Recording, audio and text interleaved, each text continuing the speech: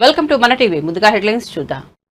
తిరుమల కోట్ల మంది హిందువుల పుణ్యక్షేత్రమన్న చంద్రబాబు భక్తుల మనోభావాలను పరిరక్షించేందుకు తమ ప్రభుత్వం ప్రాధాన్యతను ఇస్తుందని వ్యాఖ్య. ఆలయ ఆచారాలకు భిన్నంగా ఎవరు వ్యవహరించవద్దని విన్నపం.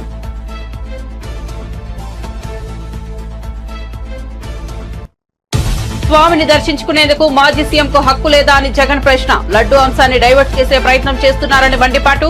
తిరుమల లడ్డూ విశిష్టతను దెబ్బతీస్తున్నారని ఆగ్రహం.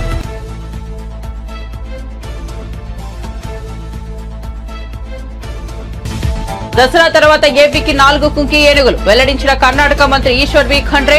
ఏపీ కర్ణాటక రాష్ట్రాల మధ్య కుదిరిన 6 కీలకమైన ఒప్పందాలు.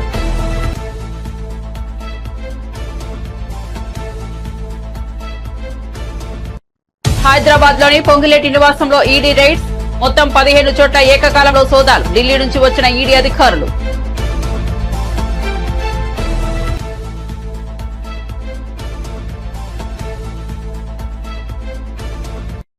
తిరుమల డిక్లరేషన్ పై జగన్ సంతకం పెట్టరన్న భూమన. సంతకం చేయకుండానే స్వామివారిని దర్శించుకుంటామని వ్యాఖ్య. తమను ఎవరు అడ్డుకోలేరన్న టీటీడీ మాజీ చైర్మన్.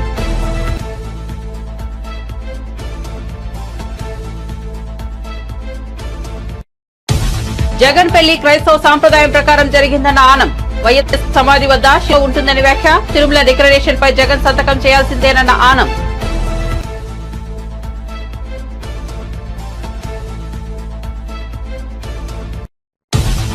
రైతులకు కాంగ్రెస్ ఇచ్చిన హామీలను వెంటనే అమలు చేయాలని హరీష్ రావు డిమాండ్. కేసీఆర్ హయాంలో నాట్ల సమయంలోనే రైతు బంధు ఇచ్చామన్న మాజీ మంత్రి ఇప్పుడు పంట తోటకు వచ్చినా ఇవ్వలేదని విమర్శ. 2 పిల్లలు కూలితే ప్రాజెక్టే కూలిపోయినట్లుగా మాట్లాడుతున్నారని ఆగ్రహం. ఇక వార్త వివరాల్లోకి వెళ్తే తిరుమల లడ్డూ ప్రసాదం వ్యవహారం పూర్తిగా రాజకీయ రంగు పులుముకుంది. తిరుమల పర్యటనకు వెళ్తున్నారని జగన్ ప్రకటించిన తర్వాత ఈ వ్యవహారం మరింత ముదిరింది. క్రైస్తవుడైన జగన్ తిరుమల డిక్లరేషన్ పై సంతకం చేసిన తర్వాతే శ్రీవారిని దర్శించుకోవాలని హిందూ సంఘాలు డిమాండ్ చేశాయి. ఈ క్రమంలో ఏపీ ముఖ్యమంత్రి చంద్రబాబు ఎక్స్ వేదికగా కీలక వ్యాఖ్యలు చేశారు. కలియుగ వైకుంఠమైన తిరుమల శ్రీవారి ఆలయం కోట్ల మంది హిందువుల అతిపెద్ద పుణ్యక్షేత్రమని సీఎం చెప్పారు. ఈ దివ్యక్షేత్రం మన రాష్ట్రంలో ఉండటం మన అందరి అదృష్టమని అన్నారు. 7 కొండల వారి పవిత్రతను కాపాడేందుకు మనోభావాలను పరీక్షించేందుకు తమ ప్రభుత్వం ఎప్పుడూ అత్యంత ప్రాధాన్యతను ఇస్తుందని చెప్పారు. తిరుమల దర్శనానికి వెళ్లే ప్రతి భక్తుడు అత్యంత నియమనిష్టలతో శ్రద్ధాశక్తులతో స్వామివారిని కలుస్తారని అన్నారు. తెలంగాణలో ఇటీవల భారీ వర్షాలు వరదలకు నిరాశ్రయులుగా మారిన ప్రజలను ఆదుకోవడానికి రిలయన్స్ కంపెనీ ముందుకు వచ్చింది. కంపెనీ తరఫున 20 కోట్ల విరాళం ప్రకటించింది. ఈ మేరకు శుక్రవారం రిలయన్స్ కంపెనీ యజమాని ముఖేష్ అంబానీ, ఆయన భార్య నీతా అంబానీ తరఫున వచ్చిన ప్రతినిధులు ముఖ్యమంత్రి రేవంత్ రెడ్డిని కలుసుకున్నారు. కంపెనీ తరఫున 20 కోట్ల విరాళానికి సంబంధించిన చెక్కును అందజేశారు. రిలయన్స్ కంపెనీ ప్రజాప్రతినిధులతో పాటు ఈ కార్యక్రమంలో మంత్రి తుమ్మల నాగేశ్వరరావు కూడా ముఖ్యమంత్రి రేవంత్ రెడ్డిని కలుసుకున్నారు. కాగా వరద బాధితులకు సాయం చేయడానికి ముఖ్యమంత్రి రిలీఫ్ ఫండ్ కు విరాళాలు వెల్లువెత్తుతున్నాయి. పలువురు సినీ రాజకీయ ప్రముఖులతో పాటు సామాన్యులు కూడా తోచిన విరాళం పంపిస్తున్నారు. దసరా తర్వాత ఆంధ్రప్రదేశ్ రాష్ట్రానికి మావోలతో సహా 4 కుంకి ఏనుగులను పంపడానికి సిద్ధంగా ఉన్నామని తెలిపారు కర్ణాటక మంత్రి ఈశ్వర్ బి ఖండ్రే. ఆంధ్రప్రదేశ్ కర్ణాటక రాష్ట్రాల మధ్య 6 కీలకమైన ఒప్పందాలు జరిగాయి. రాష్ట్ర ఉప ముఖ్యమంత్రి అటవీ పర్యావరణ శాస్త్ర సాంకేతిక శాఖ మంత్రి పవన్ కళ్యాణ్ తో కర్ణాటక రాష్ట్ర అటవీ పర్యావరణ శాఖల మంత్రి ఈశ్వర్ బి ఖండ్రే సమావేశమయ్యారు. ఈ భేటీలో 2 రాష్ట్రాల అటవీ శాఖ ఉన్నతాధికారులు పాల్గొన్నారు. అనంతరం మీడియాతో ఈశ్వర్ బి ఖండ్రే ఈఎంఓఈకు సహకరించిన 2 రాష్ట్రాల సీఎంలు, డిప్యూటీ సీఎంలు, అధికారులకు ధన్యవాదాలు తెలిపారు.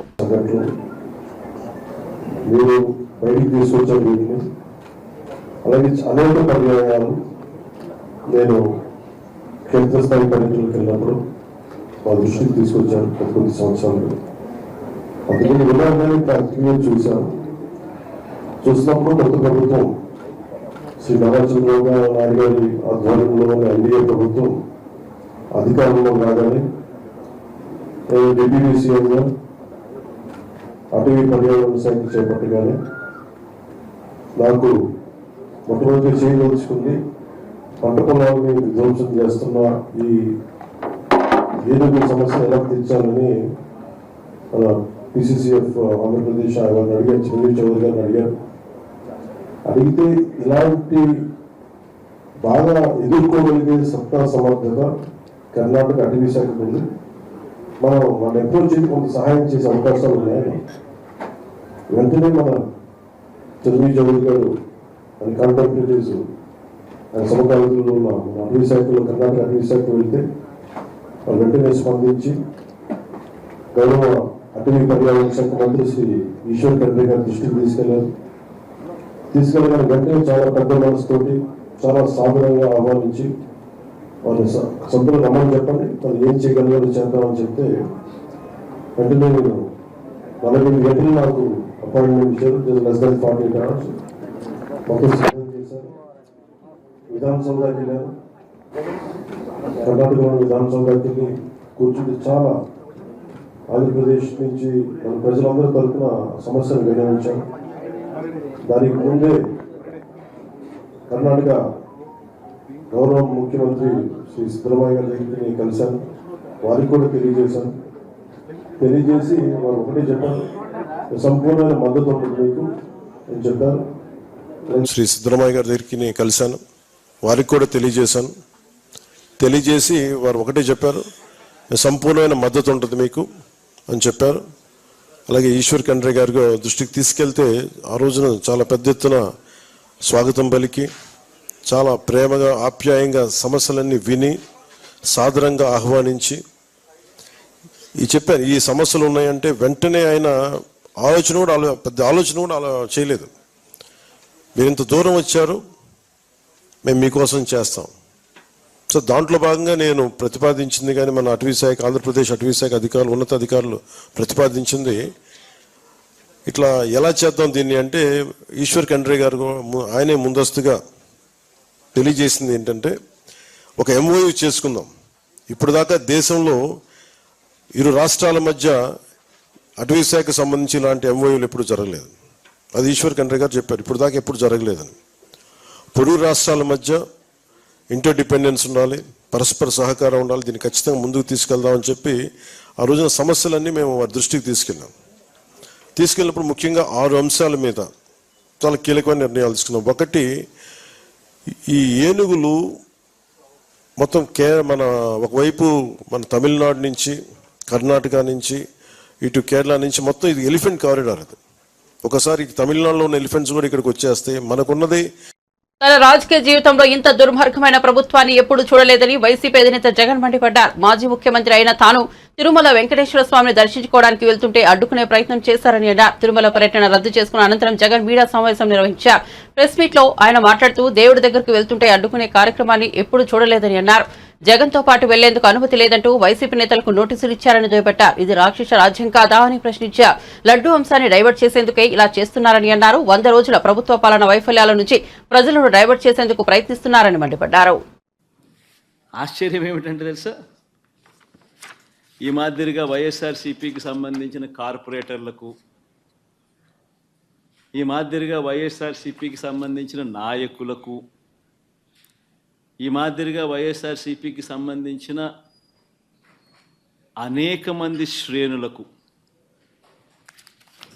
ఈ మాదిరిగా నోటీసులు ఇవ్వడం,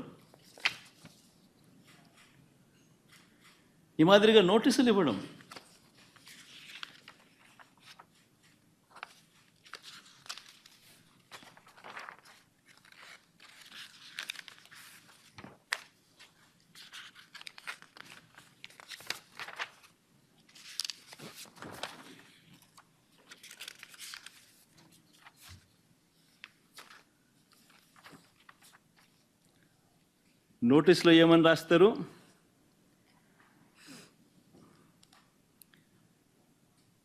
మాజీ ముఖ్యమంత్రి సభ్యులు వైఎస్ జగన్మోహన్ రెడ్డి గారు తిరుమల తిరుపతి సందర్శన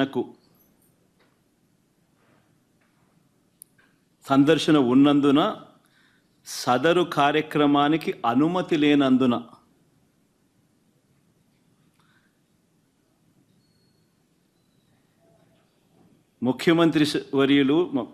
మాజీ ముఖ్యమంత్రి వర్యులు వైఎస్ జగన్మోహన్ రెడ్డి గారి తిరుమల తిరుపతి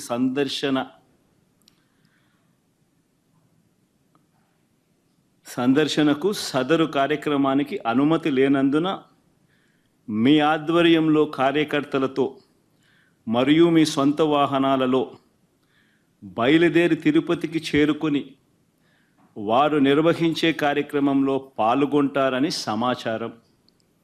కావున అనుమతి లేని పై తెలిపిన కార్యక్రమమందు పాల్గొనడం చట్టరీత్యా వ్యతిరేకమని తెలియజేస్తూ ఇవ్వబడుతున్న నోటీసు.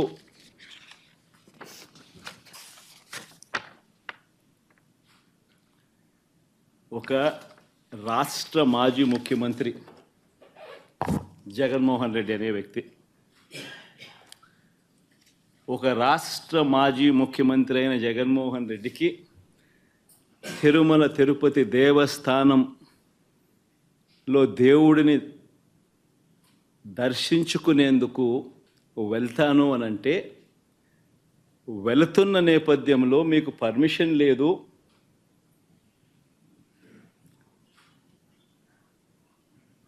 ఆ కార్యక్రమంలో ఎవరు పాలుపంచుకున్నా మీ అందరినీ అరెస్ట్ చేస్తాము అని గుడికి పోవడానికి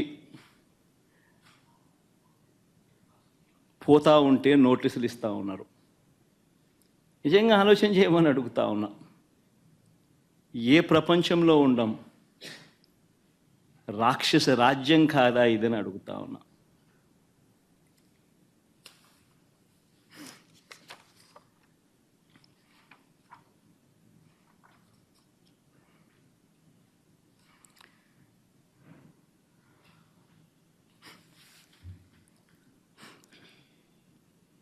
ఒకవైపునేమో నన్ను ఇలా వెళ్ళనివ్వకుండా, ఒకవైపున వైఎస్ఆర్సీపీ శ్రేణులెవరూ కూడా వెళ్ళనివ్వకుండా ఈ మాదిరిగా నోటీసులు ఒకవైపున ఇస్తూ, మరోవైపున టీవీలలో చూస్తే ఆశ్చర్యకరమైన విషయాలు, చుట్టుపక్కల రాష్ట్రాల నుంచి కూడా బీజేపీ వాళ్ళని తప్పిస్తున్నారు. మరి బీజేపీ పై వాళ్ళకు తెలుసో తెలీదో నాకైతే తెలియదు, కానీ వైసీపీ అధినేత జగన్ ఒక హాఫ్ టికెట్ అని టీడీపీ నేత ఆనం వెంకటరమణారెడ్డి తీవ్ర వ్యాఖ్యలు చేశారు. ఆయన హిందువా లేక క్రిస్టియానా అని ప్రశ్నించారు. 100 ఏళ్ల క్రితం 1925లో వైఎస్ కుటుంబం క్రైస్తవ మతం తీసుకుందని చెప్పారు. ఆనాటి నుంచి ఇప్పటి వరకు వైఎస్ కుటుంబం యేసుక్రీస్తునే నమ్ముతోందని తెలిపారు. జగన్ తల్లి విజయమ్మ, భార్య భారతి, సోదరి షర్మిల అందరూ క్రైస్తవులేనని చెప్పారు. జగన్ పెళ్లి క్రైస్తవ సాంప్రదాయం ప్రకారమే జరిగిందని వెంకటరమణారెడ్డి తెలిపారు. వైఎస్ రాజశేఖర రెడ్డి, భారతి తండ్రి అంత్యక్రియలు క్రైస్తవ సాంప్రదాయం ప్రకారమే జరిగాయని చెప్పారు. వైఎస్ సమాధి వద్ద సిలువ ఉంటుందని అన్నారు. జగన్ క్రిస్టియన్ కాకపోతే అక్కడున్న సిలువను తొలగించాలని చెప్పారు. క్రైస్తవులను కూడా జగన్ మోసం చేస్తున్నారని మండిపడ్డారు. సిబిఐకి ఇచ్చిన అఫిడవిట్లో జగన్ తనను క్రిస్టియన్ గానే చెప్పుకుంటున్నారని తెలిపారు. వైఎస్ వెంకటరెడ్డి అంటే రాజశేఖర రెడ్డి గారి తాత. కడపలో జేజి తాత అంటారు, మా ఊర్లో తాత అంటాం మేము. వైఎస్ వెంకటరెడ్డి అనే వ్యక్తి, ఈయన వైఎస్ జగన్మోహన్ రెడ్డికి జేజి తాత. ఈ వైఎస్ వెంకటరెడ్డి ఒక ముఠా నాయకుడు. ఈ వైఎస్ వెంకటరెడ్డి 1925 అంటే కరెక్ట్ గా 100 ఏళ్లు వెనక క్రిస్టియన్ గా, క్రైస్తవుడుగా ఇతను మారాడు. ఈ ముఠా నాయకుడిలో మార్పు వచ్చి క్రైస్తవుడుగా, క్రిస్టియన్ గా యేసు ప్రభుని నమ్ముకొని ఇతను క్రిస్టియన్ అయ్యారు. 100 ఏళ్ల ముందర 1925 ఈ వైఎస్ వెంకటరెడ్డి క్రిస్టియన్ గా మారిన తర్వాత వాళ్ళ కుటుంబం అంతా క్రిస్టియానిటీలోనే ఉండింది. యేసు ప్రభువునే నమ్ముకున్నారు. అది తప్పు కాదు. ఎవరు ఏ రిలీజన్ ని నమ్ముకోవాలన్నా, ఏ మతాన్ని ఎవరన్నా నమ్ముకోవాలన్నా అది వాళ్ళకి పూర్త స్వేచ్ఛ భారతదేశంలో ఉంది అనే విషయం మనం అందరినీ గమనించాలి. ఓకే, జయమ్మ ఎవరు? సాక్షాత్తు వైఎస్ రాజశేఖర రెడ్డి తల్లి. ఆమె కూడా క్రిస్టియనే. నేను ఒకటే అడుగుతున్నా మిమ్మల్ని, ఒక్కసారి గుర్తు పెట్టుకోండి. వైఎస్ విజయమ్మ కూడా క్రిస్టియనే, రాజశేఖర రెడ్డి క్రిస్టియనే. రాజశేఖర రెడ్డి శ్రీమతి పెద్దామి విజయమ్మ గారు, ఆమె కూడా క్రిస్టియనే. జగన్మోహన్ రెడ్డి క్రిస్టియనే. జగన్మోహన్ రెడ్డి భార్య క్రిస్టియనే. జగన్మోహన్ రెడ్డి చెల్లి క్రిస్టియనే. నేను అడుగుతున్నాను, ఒక ముఠా నాయకుడు అని, వైఎస్ వెంకటరెడ్డి ముఠా నాయకుడు, ఒక ఫ్యాక్షనిస్ట్ అని నేను చెప్పలేదు. చెప్పింది ఎవరు? విమలమ్మ గారు. సాక్షాత్తు విమలమ్మ గారు చెప్పారు. ఏమని? మా తాత యోధుడు గారు సంధించి వెంకటరెడ్డి అని, మా తాత గారు 93 సంవత్సరాలు అంటే 1925 లో క్రైస్తవుడిగా మారాడు. యేసు ప్రభువుని స్వంత రక్షణగా అంగీకరించాడు. అంతకు ముందర ఆయన విగ్రహాలు పూజించేవాడు. రాయలసీమలో ముఠా నాయకుడు. ఇది నేను చెప్పలే, వైఎస్ విమలమ్మ చెప్పింది. ఆమె రాసిన బయోగ్రఫీలో, ఆమె రాసిన ఆత్మకథలో సాక్షాత్తు ఆమె చెప్పింది. మా తాతగారు 1924లో ఎగ్జాక్ట్ గా 100 ఏళ్ల ముందర మేము క్రిస్టియన్స్ అయిపోయాము అని. తెలంగాణ మంత్రి పొంగులేటి శ్రీనివాసరెడ్డికి ఈడీ షాక్ ఇచ్చింది. హైదరాబాద్ నార్సింగిలోని ఆయన ఇంటిపై ఈడీ రైడ్ చేసింది. పొంగులేటి నివాసంలో ఈడీ తనిఖీలు నిర్వహిస్తోంది. ఉదయం నుంచి సోదాలు కొనసాగుతున్నాయి. మొత్తం 15 చోట్ల ఏకకాలంలో ఈడీ సోదాలు నిర్వహిస్తున్నారు. ఈ 15 ప్రాంతాల్లో శ్రీనివాసరెడ్డికి చెందిన ఫార్మా, రియల్ ఎస్టేట్ కంపెనీలో కూడా ఈడీ అధికారులు సోదాలు చేస్తున్నారు. ఖమ్మంలోని ఆయన నివాసంలో కూడా సోదాలు జరుగుతున్నట్లు సమాచారం. ఈడీ అధికారులు ఢిల్లీ నుంచి వచ్చారు. సీఆర్ఎఫ్ పోలీసుల భద్రత మధ్య సోదాలు జరుగుతున్నాయి. రాష్ట్రంలో విచిత్ర పరిస్థితులు నెలకొన్నాయని, రాష్ట్ర వ్యాప్తంగా భయాందోళనలు, అశాంతి తలెత్తేలా ప్రభుత్వం ప్రయత్నించడం దారుణమని మాజీ మంత్రి అంబటి రాంబాబు అన్నారు. శుక్రవారం ఆయన తాడేపల్లిలోని వైఎస్ఆర్సీపీ కేంద్ర కార్యాలయంలో మీడియా సమావేశంలో మాట్లాడుతూ వైఎస్ జగన్ తిరుపతి వెళ్తుంటే ప్రభుత్వానికి ఆందోళన ఎందుకు అంటూ ప్రశ్నించారు. వైఎస్ జగన్ తిరుపతి ఎట్లా వస్తాడో చూస్తామని కొందరు మాట్లాడుతున్నారు. హైదరాబాద్ కు చెందిన బీజేపీ నేతలు, తిరుపతి జనసేన నేతలు, టీడీపీ వారిదే అదే మాట. ఇంత విచిత్రమైన పరిస్థితిని నేనెప్పుడు చూడలే. వైఎస్ జగన్ ఓ 6గురితో కలిసి తిరుపతి వెళ్తున్నారు. అధికారికంగా అందరికీ తెలిసిందే. ఆయన వెంట ఎవరూ వెళ్లొద్దంటూ పోలీసులు ఆంక్షలు పెట్టడమేంటి? వెంకటేశ్వర స్వామిని మాజీ సీఎం దర్శించుకోవడానికి అనుమతి లేకపోవడమేంటి? దేవుడి దర్శనం ఒక అనుమతి కావాలా? దైవ దర్శనానికి పోలీసుల నుంచి అనుమతి తీసుకోవడం ఏనాడైనా ఉందా అని అంబటి రాంబాబు నిలదీశారు. మాజీ ముఖ్యమంత్రి వైఎస్ఆర్ కాంగ్రెస్ పార్టీ అధ్యక్షులు జగన్మోహన్ రెడ్డి గారు ఈరోజు సాయంత్రం బయలుదేరి తిరుమల చేరుకొని అక్కడ నైట్ హాల్ట్ ఉండి ఉదయాన్నే శ్రీ శ్రీ శ్రీ వెంకటేశ్వర స్వామిని దర్శించుకోవాలనేటువంటి ఒక ప్రోగ్రాంలో ఈరోజు బయలుదేరుతున్న సందర్భంలో పురస్కరించుకొని రాష్ట్రంలో ఒక విచిత్రమైన పరిస్థితులను ఈ ప్రభుత్వం క్రియేట్ చేసేటటువంటి దీనస్థితికి దిగజారిపోయింది. ఒక మాజీ ముఖ్యమంత్రి దైవ దర్శనానికి వెళ్తున్నారని ప్రకటించిన తర్వాత రాష్ట్ర వ్యాప్తంగా ప్రకంపనలు సృష్టించాలనేటువంటి ఒక దురుద్దేశంతో అనేక రకాలైనటువంటి విషపూరితమైన ప్రచారాలు చేయడంతో పాటు అశాంతిని క్రియేట్ చేయాలనేటువంటి ఒక దుర్బుద్ధితో ఇవాళ రాష్ట్ర ప్రభుత్వమే పనిచేయటం, ఆ రాష్ట్ర ప్రభుత్వంలో ఉన్నటువంటి 3 పార్టీలు కూటమి ఇదే విధంగా ప్రవర్తన చేయడం చాలా దురదృష్టకరం. తిరుమలలో జనసేన వారు అసలు మాజీ ముఖ్యమంత్రి ఎలా వస్తాడు, ఎలా దర్శనం చేసుకుంటాడు చూస్తామనేటువంటి మాట. భారతీయ జనతా పార్టీకి సంబంధించిన వారు హైదరాబాద్ నుంచి కూడా వచ్చి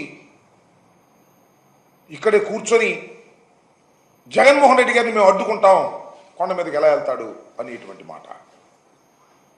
తెలుగుదేశం మాట కూడా ఇదే మాట, అక్కడ ఉన్నటువంటి నాయకులు. ఇక చూస్తే పోలీసు వారు ఏంటంటే, జనరల్గా నేను ఎప్పుడు ఇంత విచిత్రమైనటువంటి పరిస్థితిని నేను తిరుమలలో చూడలా, రాష్ట్ర వ్యాప్తంగా కూడా చూడలా. ఏదైనా ఒక ఆందోళన జరుగుతున్నప్పుడు ఆ ఆందోళనని కట్టడి చేయడం కోసం నోటీసులు ఇస్తారు. ఇక్కడ ఆందోళన ఏముంది? జగన్మోహన్ రెడ్డి గారు దైవ దర్శనానికి వెళ్తున్నాడు. ఆయన కూడా ఒక 6-7 కలిసి వెళ్తున్నారు. It is an official announcement. మీరందరూ రావడానికి వీల్లేదని ఎక్కడో రాయలసీమలో ఉన్న వారికి నోటీసులు ఇచ్చే కార్యక్రమం చేస్తున్నారు. మా ఎంపీ జనరల్గా ఉంటారు, తిరుమల ఎంపీ గురుమూర్తి గారు వైఎస్ఆర్ కాంగ్రెస్ పార్టీ నుంచి గెలుపొందినటువంటి వ్యక్తి. ఆయన జగన్మోహన్ రెడ్డి గారు వచ్చినప్పుడు పార్టీ అధ్యక్షులు కాబట్టి ఆయన కూడా అకంపెనీ అవ్వచ్చు. ఆయనకు నోటీస్ ఇచ్చారు, నువ్వు రావడానికి వీల్లేదు, జగన్మోహన్ రెడ్డి గారు వస్తున్న సందర్భంలో మీరెవరు కూడా కనపడడానికి వీల్లేదు అనేటువంటి మాట ఆయన చెప్తారు. దీనిలో చిత్రం ఏంటంటే, ఈ నోటీస్ చదువుతాను, పోలీస్ నోటీసు. 27/9/24 తేదీన మాజీ ముఖ్యమంత్రి వర్యులు వైఎస్ జగన్మోహన్ రెడ్డి గారు తిరుమల తిరుపతి సందర్శన ఉన్నందున సదరు కార్యక్రమానికి అనుమతి లేదని మీ ఆధ్వర్యంలో కార్యకర్తలతో మరియు మీ సొంత వాహనాలతో బయలుదేరి తిరుపతికి చేరుకుని వారు నిర్వహించే కార్యక్రమంలో పాల్గొంటారని సమాచారం. ఇది రైతులకు 2 లక్షల రుణమాఫీ జరిగే వరకు తాను నిద్రపోనని సీఎం రేవంత్ రెడ్డిని నిద్రపోనీయమని మాజీ మంత్రి BRS senior MLA Harish Rao అన్నారు. యనుమల రేవంత్ రెడ్డి అంటే ఎగవేతల రేవంత్ రెడ్డిగా మారని ఎద్దేవా చేశారు. సిద్దిపేట జిల్లాలోని నంగునూరు మండల కేంద్రంలో బీఆర్ఎస్ నేతలు ధర్నా చేపట్టారు. 2 లక్షల రుణమాఫీతో పాటు రైతులకు కాంగ్రెస్ ఇచ్చిన హామీలు వెంటనే అమలు చేయాలని డిమాండ్ చేస్తూ బీఆర్ఎస్ నేతలు ఆందోళన చేపట్టారు. ఈ ధర్నాలో హరీష్ రావు పాల్గొన్నారు. ఈ సందర్భంగా ఆయన మాట్లాడుతూ కేసీఆర్ హయాంలో నాట్ల సమయంలో రైతు బంధు ఇస్తే పంటలు కోతకు వచ్చినా కాంగ్రెస్ ప్రభుత్వం ఇవ్వడం లేదన్నారు. తాము 10 ఏళ్ల పాటు రైతులకు ఇబ్బందులు లేకుండా 24 గంటలు కరెంట్ ఇస్తే కాంగ్రెస్ ప్రభుత్వం ఏమాత్రం దొంగతనంగా రాత్రి కరెంట్ ఇస్తోందని విమర్శించారు. కరోనా సమయంలో కూడా రైతు బంధు ఇచ్చి ఆదుకున్నామన్నారు. ఇప్పుడు మరి ఇప్పుడు ఎందుకు వస్తలేదు రైతు బంధు? కేసీఆర్ ఉండగా నాట్లు పడే వరకు మీ ఫోన్లన్నీ టింగు టింగున మోగినాయా లేవా? ఇప్పుడు నాట్లు అయిపోయా, కలుపు అయిపోయా, మందేస్తిమి.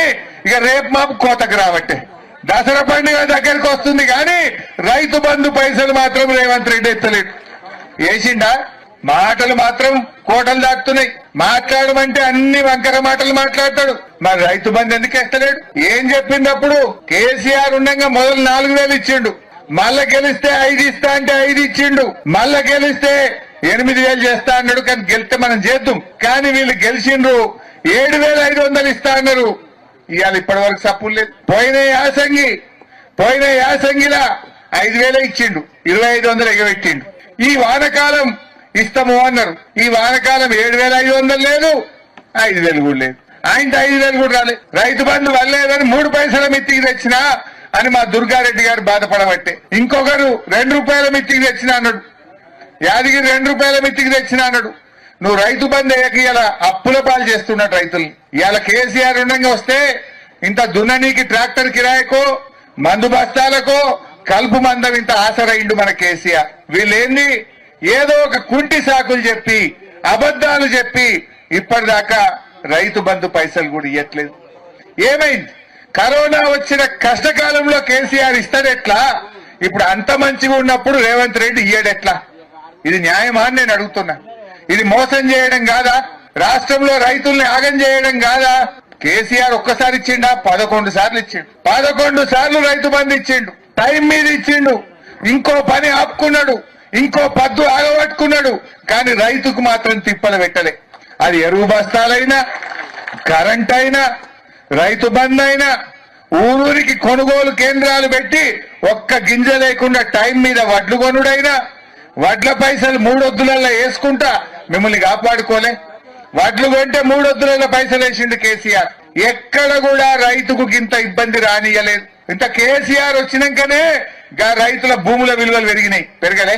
మన ఊర్లో పొన్న కేసీఆర్ రాకముందు 5 లక్షలుండే. కేసీఆర్ వచ్చి కరెంటు మంచిగా ఇచ్చి, కాళేశ్వరం నీళ్లు తెచ్చి, చెరువులు మంచిగా చేసి, పెద్దవాగు మీద చెక్ డ్యాములు కట్టి, కానుగొర్రె మీద ఇన్ని చెక్ డ్యాములు కట్టి మంచిగా 2 పంటలు వండేటట్టు వ్యవసాయాన్ని మంచిగా చేసిండు. రైతు విలువ పెంచిండు.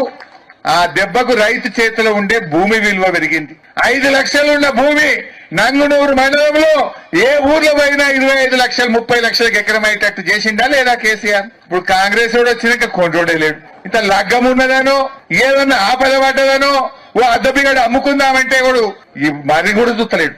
మళ్ళా భూముల విలువలు తగ్గినాయి. మళ్ళా కాంగ్రెస్ వచ్చింది, రైతు యొక్క విలువ తగ్గించేటువంటి పరిస్థితి వచ్చింది. ఇది మనం చూస్తారేమో ఊర్లో పోనా అంటే ఏ ఒక్క మంచి పని లేదు. మాజీ ముఖ్యమంత్రి జగన్ తిరుమల పర్యటన డిక్లరేషన్ అంశంపై రాష్ట్ర వ్యాప్తంగా చర్చనీయాంశంగా మారింది. ఈ అంశంపై ఏపీసీసీ చీఫ్ షర్మిల స్పందించారు. తిరుమలలో జగన్ డిక్లరేషన్ ఇవ్వాల్సిన అవసరం వద్దా అని షర్మిలను మీడియా ప్రతినిధులు ప్రశ్నించగా, తిరుమలలో డిక్లరేషన్ ఇవ్వాల్సిన రూల్ అందరికీ వర్తిస్తుందని సమాధానమిచ్చారు. Rules apply for all people అని ఏపీసీసీ చీఫ్ వ్యాఖ్యానించారు. ఇవి ఎక్కడికి దారి తీస్తాయి అన్న స్పృహ లేకుండా, అన్న ఇంగితమన్నా లేకుండా రెస్పాన్సిబుల్ పొజిషన్స్లో ఉన్న వాళ్ళు మాట్లాడాల్సిన మాటలేనా ఇవి? మళ్ళీ చెప్తున్నాం, లడ్డూ కల్తీ జరిగిన విషయంలో మతోన్మాద చర్యలు అవసరం లేదు, సవాళ్ళు ప్రతి సవాళ్ళు కూడా అవసరం లేదు. దీక్షలు, ప్రమాణాలు అంతకంటే అవసరం లేదు. ఇక్కడ కావాల్సిందల్లా నిజం. ప్రజలకు నిజం తెలియాలి. ఈ తప్పు ఎవరు చేశారు, పెద్ద చేపలా చిన్న చేపలా, ప్రజలకు నిజం తెలియాలి, చర్యలు తీసుకోవాలి. మళ్ళీ ఈ తప్పు జరగకుండా జాగ్రత్త పడాలి.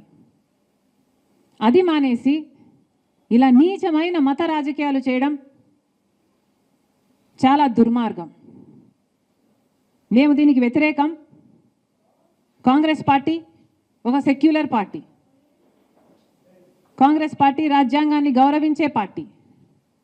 కాంగ్రెస్ పార్టీ అన్ని మతాలని గౌరవిస్తుంది, అన్ని కులాలను గౌరవిస్తుంది, అన్ని భాషలను, అన్ని ప్రాంతాలను గౌరవించే పార్టీ కాంగ్రెస్ పార్టీ. మా నాయకుడు రాహుల్ గాంధీ గారు సోదరభావం కోసం, ప్రేమను పెంచడం కోసం కన్యాకుమారి నుంచి కశ్మీర్ వరకు వేల కిలోమీటర్లు పాదయాత్ర చేసిన వాడు మా నాయకుడు. సవినయంగా హంబ్లీ సబ్మిట్ దిస్. కాబట్టి ఇంత నీచమైన రాజకీయాలు చేయడం మేము తట్టుకోలేకపోతున్నాం. కానీ ఎన్నిసార్లు అడిగినా అటు మోడీ గారు కానీ ఇటు చంద్రబాబు గారు కానీ సిబిఐ ఎంక్వైరీ వేయటం లేదు. కాబట్టి మేము కాంగ్రెస్ పార్టీ ఈరోజు సుప్రీంకోర్టు చీఫ్ జస్టిస్ గారికి ఒక లేఖ రాయడం జరిగింది. ఈ లేఖ ద్వారా సిబిఐ ఎంక్వైరీ జరగాలి అని, ఎందుకు జరగాలో దాని కారణాలన్నీ వివరించడం జరిగింది. సుమోటో కింద సుప్రీంకోర్టే దీన్ని టేకప్ చేసి ఇన్వెస్టిగేట్ చేయాలని కోరడం జరిగింది.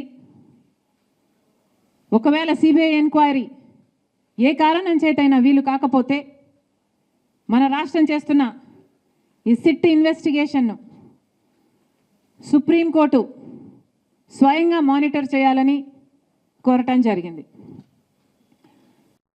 వైసీపీ అధినేత మాజీ ముఖ్యమంత్రి జగన్ తిరుమల పర్యటన ఉత్కంఠను రేకెత్తించిన సంగతి తెలిసిందే. తిరుమల శ్రీ వెంకటేశ్వర స్వామి వారిపై తమకు విశ్వాసం ఉందంటూ డిక్లరేషన్లో జగన్ సంతకం చేయాల్సిందేనని కూటమి నేతలు, హిందూ సంఘాలు డిమాండ్ చేశాయి. ఈ నేపథ్యంలో వైసీపీ నేత టీటీడీ మాజీ చైర్మన్ భూమన కరుణాకర్ రెడ్డి స్పందించారు. డిక్లరేషన్ పై జగన్ ఎందుకు సంతకం పెట్టాలని భూమన ప్రశ్నించారు. జగన్ ఆ పని చేయరని స్పష్టం చేశారు.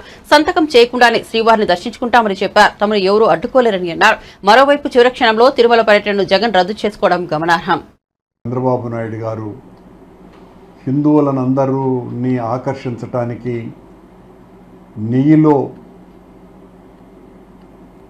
జంతువుల కొవ్వు కలిపి అన్నప్రసాదాలు, లడ్లు తయారు చేస్తున్నారు అనే ఆరోపణ చేసి చివరకు అది పూర్తిగా ఆయన ఆరోపణ జనంలో పలుచునవుతున్నటువంటి సందర్భంలో మళ్ళీ కొత్తగా జగన్మోహన్ రెడ్డి గారు స్వామివారి దర్శనానికి వస్తూ ఉంటే ఆయన మీద నీలాప నిందలు మోపుతూ ఆయన కూటమి నాయకుల చేత, కార్యకర్తల చేత పెద్ద ఎత్తున ఆయన మాట్లాడిస్తున్నటువంటి మాటలన్నీ కూడా వింటున్నాం.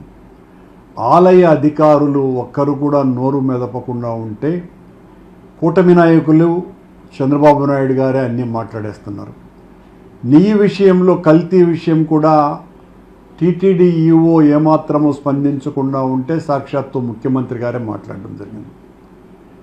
ఈ రోజున జగన్మోహన్ రెడ్డి గారు ఆలయానికి వస్తున్నటువంటి సందర్భంలో రాయలసీమ అంతా కూడా 30 యాక్ట్ పెట్టి మా నాయకులని, కార్యకర్తల్ని భయభ్రాంతుల్ని చేస్తూ పోలీసు వాళ్ళు బెదిరిస్తూ బయటికి రాకూడదనని చెబుతూ ఎవరిని కూడా ఇంటి నుంచి బయటికి రాకుండా కట్టడి చేశారు. At the same time Telugu Desam party గుండాలు, జనసేన పార్టీకి సంబంధించిన గుండాలు, బీజేపీ ముసుగులో ఉన్నటువంటి గుండాలు వీళ్ళందరూ కలిసి జగన్మోహన్ రెడ్డి గారి పర్యటనను అడ్డుకోవటం కోసమని గత 2 రోజులుగా విశ్వ ప్రయత్నాలు చేస్తున్నారు. ఆ ప్రయత్నాలకు కొనసాగింపుగా ఈ రోజున వైఎస్ఆర్ కాంగ్రెస్ పార్టీ కార్యకర్తల్ని, నాయకుల్ని అందరినీ ప్రభుత్వం కట్టడి చేసింది కనుక జగన్మోహన్ రెడ్డి గారిని ఎయిర్పోర్ట్ నుంచి బయటికి రాగానే భౌతికంగా దాడి చెయ్యాలనని రౌడీలను, గూండాలను, హంతకులను పురికొల్పుతున్నారని మాకు వచ్చినటువంటి సమాచారం. ఇంత దారుణమైనటువంటి చర్య ఊహించలేం. ఇప్పటికే వాళ్ళ నాయకులందరూ కూడా ఒకరికొకరు ఫోన్లు చేసుకుంటూ ఎవరెవరు రావాలి, ఎలా దాడి చేయాలి అని రాళ్లతో, కర్రలతో ఆయనను గాయపరిచి హత్యా ప్రయత్నం చేయాలా అన్నంత తీవ్ర స్థాయిలో ఈ రోజున వాళ్ళు కుట్రకు తెర తీశారు. మేమేమి ఇది ఆరోపిస్తున్నటువంటి విషయం కాదు. బులెటిన్ ముగించే ముందు హెడ్లైన్స్ మరోసారి చూద్దాం. తిరుమల కోట్ల మంది హిందువుల పుణ్యక్షేత్రమన్న చంద్రబాబు భక్తుల మనోభావాలను పరిరక్షించేందుకు తమ ప్రభుత్వం ప్రాధాన్యతను ఇస్తుందని వ్యాఖ్య. ఆలయ ఆచారాలకు భిన్నంగా ఎవరు వ్యవహరించవద్దని విన్నపం.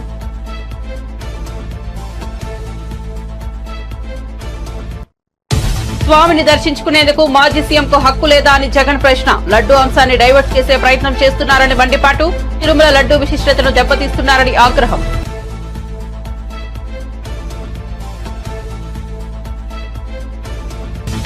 దసరా తర్వాత ఏపీకి 4 కుంకి ఏనుగులు వెల్లడించిన కర్ణాటక మంత్రి ఈశ్వర్ బి ఖండ్రే. ఏపీ కర్ణాటక రాష్ట్రాల మధ్య కుదిరిన 6 కీలకమైన ఒప్పందాలు.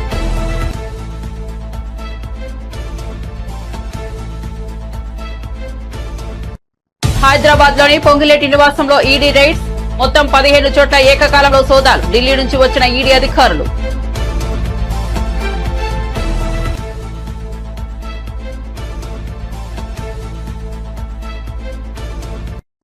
తిరుమల డిక్లరేషన్ పై జగన్ సంతకం పెట్టరన్న భూమన. సంతకం చేయకుండానే స్వామివారిని దర్శించుకుంటామని వ్యాఖ్య. తమను ఎవరు అడ్డుకోలేరన్న టీటీడీ మాజీ చైర్మన్.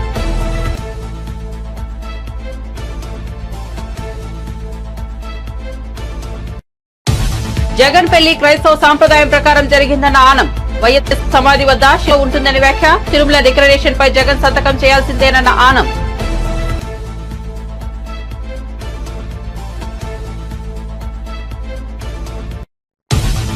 రైతులకు కాంగ్రెస్ ఇచ్చిన హామీలను వెంటనే అమలు చేయాలని హరీష్ రావు డిమాండ్. కేసీఆర్ హయాంలో నాట్ల సమయంలోనే రైతు బంధు ఇచ్చామన్న మాజీ మంత్రి ఇప్పుడు పంట తోటకు వచ్చినా ఇవ్వలేదని విమర్శ. 2 పిల్లలు కూలితే ప్రాజెక్టే కూలిపోయినట్లుగా మాట్లాడుతున్నారని ఆగ్రహం.